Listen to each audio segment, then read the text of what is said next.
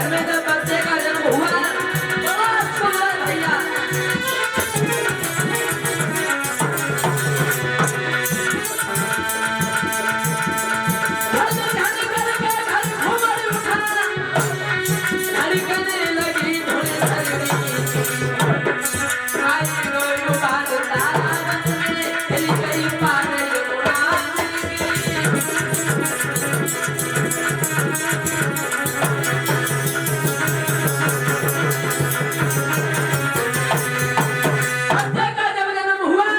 तो घर में बड़ा सुन रहे भैया सुन। सब लोग सोचने लगे भैया ये राजा के घर में लड़का कैसा पैदा हो गया। और एक बात और बताओ, जैसे हमारे बड़े बड़े लोग कहते हैं ना कि अगर देखो घर में जब सपूत पैदा होता है, सपूत तो घर में सगुन दिखाई देते हैं, और जब घर में कोई कपूत पैदा होता है तो घर में असुर दिखाई देते हैं। जब असुर यशवंत चारों तरफ दिखाई देने लगे, बाद में गर्गाचार्य पंडित जी ने उस लड़के का नाम रख दिया कंस। कंस अब ये कंस धीरे धीरे आंगन में बड़ा हो गया, और जब ये कंस धीरे धीरे बड़ा हो गया तो ये कंस उपद्रव भी बहुत निकला, दुराचारी। और देखो लालना के पैर पालना भी मालूम पड़ जाते हैं कि बच्चा कैसा निकलेगा आगे जाके। अब ये साथ के बच्चों को ले जाता है, किसी का सर फोड़ देता है, किसी के पैर फोड़ देता है, किसी का हाथ तोड़ देता है। एक दिन एक लड़का से कहे, बोले क्यों तेरी माँ ने आज क्या बनाया? लड़का बोला खीर। तूने खाई? बोले हाँ। कंस बोला मैं नहीं मानूंगा। क्यों? बोले अगर तूने खीर खाई तो तू अपनी जीभ निकाल और मेरी जीभ से लगा, अगर तेरी जीभ मीठी होगी तो मैं समझूंगा कि तूने खीर खाई। अब भोला भाला लड़का नहीं समझ पाया, माँ ने अपनी जीभ बाहर निकाली तो कंस ने अपने दांतों से उसकी जीभ को ही काट दिया। इतना दुराचारी कंस निकला, ये शिकायतें आने लगी उग्रसेन के पास। तो एक दिन महाराज उग्रसेन ने कंस को अपने घर में बुलाया, अपने पास और कंस सामने पहुंच कर, जी पिताजी आपने बुलाया? हमने बुलाया। काहे को बुलाया? उग्रसेन ने जवाब दिया, देखो कंस तुम एक राजा के लड़का हो, राजा के। हाँ हाँ हाँ। और राजा राज्य कब करता है? जब प्रजा उसके साथ होती है। हाँ हाँ। शेर को जानते हो ना, जो वन में रहता है अच्छे तरीका से। अगर वो शेर अपने शरीर की ताकत में आके, घमंड में आकर के पूरे वन को उजाड़ दे तो अपना शरीर का छुपाएगा। कंस ने जवाब दिया, पिताजी शेर और वन बनो, शेर मेरे समझ में कोई बात नहीं है, ये सीधी सीधी बात है, कहना क्या चाहते हो? उग्रसेन ने समझाया, देखो मेरे लाल, राजा राज्य तब करता है जब प्रजा उसके साथ होती है। तो प्रजा के लोगों को परेशान कर रहे हो, प्रजा को परेशान न करो। अगर ये प्रजा बिगड़ गई तो राज्य किसके ऊपर करोगे? कंस बोला समझ गए। क्या समझे? समझिए क्या समझे तुम? तो समझा कि एक बात कहिए। कंस ने पिताजी चिल्ला और नहीं, हम समझ ये गए कि बुढ़ापे में तुम्हारी बुद्धि खराब होगी और ये बुद्धि अब शासन करने के लायक नहीं है। क्या भाइयों, अगर इस मथुरा का राजा कंस बन जाए तो कैसा रहेगा? कोई नहीं बोला। अरे बोल क्यों नहीं रहे? अगर मथुरा का राजा कंस बन जाए तो कैसा रहेगा? जो कंस के पीछे घूमने वाले थे वो ताली बजा करके बहुत तेज हंसने लगे। एक बात की, महाराज अगर तुम यहाँ के राजा बन जाते तो जिंदगी सुधर जाए। अब कंस भागा और कंस ने भाग करके बूढ़े पिता के केस पकड़े, केस पकड़ करके खींच के जमीन पे डाल दिया, कड़ी बेड़ियां लगाई, उठा के जेल में डाल दिया। तुम आराम करो, तुम्हें आराम की जरूरत, साथ हम करेंगे। और शासन करने के लिए जब कंस बैठ गया तो कंस ने सबको सतर्क किया। देखिए भाई,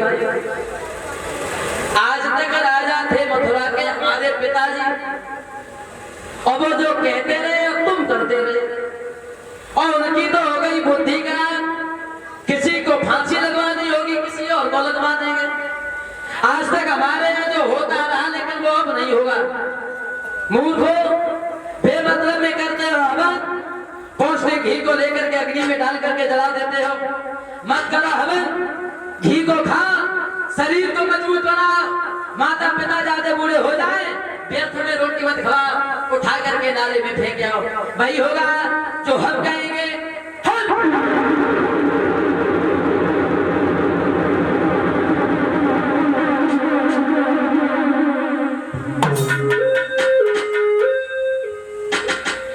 क्या दशा की है कंस ने वहां? जितने भी संत महात्मा थे ना, संत महात्माओं की बड़ा आपत्ति आई भैया। कंस ने कि हाथन में कड़ा और पैरन में कड़ा और बगल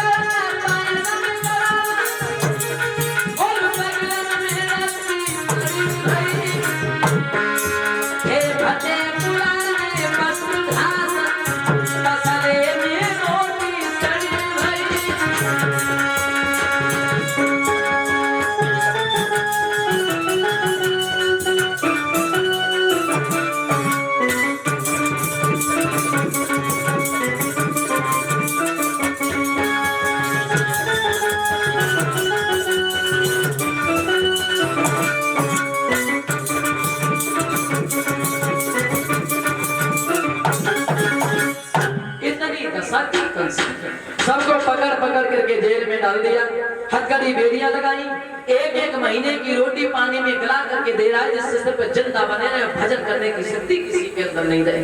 अब एक कंस ने सबको पूछ लिया कि भाइयों देख लिया तुमने शासन चलता है ऐसे ऐसे में चला रहा हूं, सोच समझ के बताना भाइयों तुम मेरे पिता के शासन में ज्यादा सुखी थे या भोजराज कंस के शासन में सुखी हो? बोलो, कोई नहीं बोला। अरे भैया कुछ तो बोलो, तो मेरे पिता के शासन में सुखी थे या मेरे शासन में सुखी हो? बोलो। एक बड़े बड़े उठ के खड़े थे, महाराज कीजिए हो, बोलो ना महाराज तुम्हारे पिता के शासन में बड़े बूढ़े लोगों का बड़ा सम्मान होता था। हाँ हाँ तो महाराज बड़े बूढ़े लोगों को बड़ा दुख देते हो, इस बात से हम बड़ा दुखी। कंस बोला हाँ इस भरे दरबार में अकेले तुम ही दुखी हो और कोई दुखी नहीं। और मैंने भी राजा बनते समय ये कसम खाई कि हम अपने दरबार में किसी को दुखी नहीं देखे। बोले जल्लाद कहाँ गए? इन्हें उठा जंगल में ले जाओ और तलवार से टुकड़े टुकड़े करके फेंक दो क्योंकि ये दुखी हैं और मैं किसी को दुखी नहीं देखना चाहता। बेदिया तुम्हें न जाने कैसी है बताओ, इसके अलावा कोई और दुखी? सब बोले महाराज कोई दुखी नहीं, सब लोग सुखी। बोले दुखी होना नहीं चाहिए, मेरा अवतार का कोई पैसे की दुआ। अब एक बात और बताओ भैया, ये तुम्हारा राजा जो है ना ये शादी के लायक है? शादी के लायक कोई अच्छा लड़का तो हम है ही, अब कोई लड़की अच्छी ढूंढो, अच्छे राजा की हो जिसके साथ में शादी कर ले। एक खड़ा हो गया, महाराज की जय हो।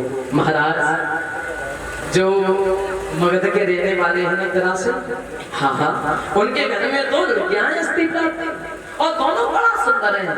कंस बोला हो गया फैसला, आज ही जाऊंगा और एक से नहीं बल्कि दोनों से शादी करके आऊंगा। अब कंस तो चल दिया मगध की ओर और इधर जो जरासंध की दोनों लड़कियां थी ना वो दोनों के दोनों चंद्रवदन उजियारी घूमे बिटरिया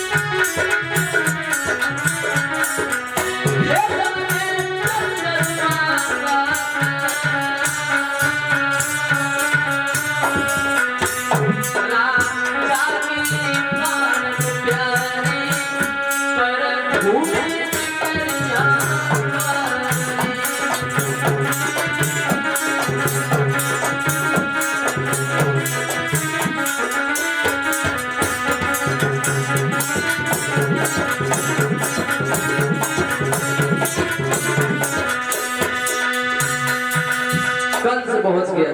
क्यों जरासंध आप हमें पहचानते हो? अच्छी तरीका से आप तो मथुरा के राजा हो। बोले मथुरा के राजा नहीं, मथुरा के भगवान भोजराज।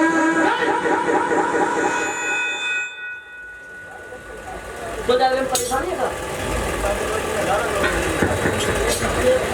समझ गए महाराज। मैंने सुना है कि तुम्हारे घर में दो